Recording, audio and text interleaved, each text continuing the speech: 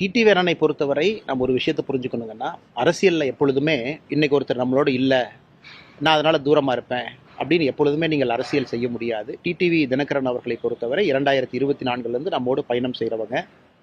கடந்த ஒரு மாத காலமாக தொடர்ந்து சுற்றுப்பயணத்திலேயே இருந்தாங்க. ஏன்னா அவருடைய பத்திரிகை சந்திப்பு எல்லாமே பார்த்தீங்கன்னா வெளியே தான் இருந்தாங்க.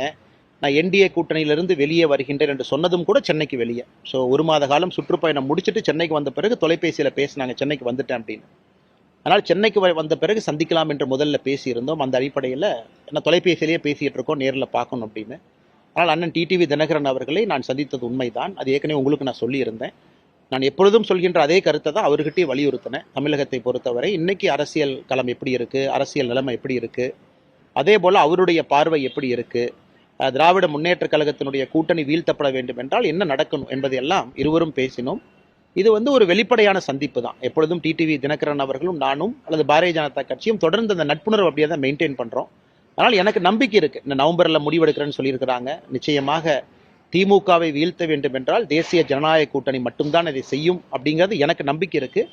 அது அண்ணன் டிடிவி தினகரன் அவங்ககிட்ட நான் வலியுறுத்தி இருக்கிறேன். மறுபடியும் நீங்கள் மறுபரிசீலனை செய்யுங்க, யோசுங்க அப்படின்னு. அதன் பேர் அவருடைய முடிவு. நம் காலம் இருக்குது, காத்திருப்போம்.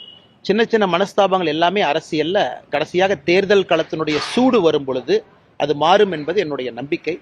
அதே நேரத்தில் நான் எப்பொழுதுமே டிடிவி தினகரன் அவர்களாக இருக்கட்டும், தேசிய ஜனநாயக கூட்டணியில் இருக்கக்கூடிய எல்லா தலைவர்களையுமே மதிக்கக்கூடிய மனிதன். 2024 நம்மை நம்பி வந்தவர்கள்.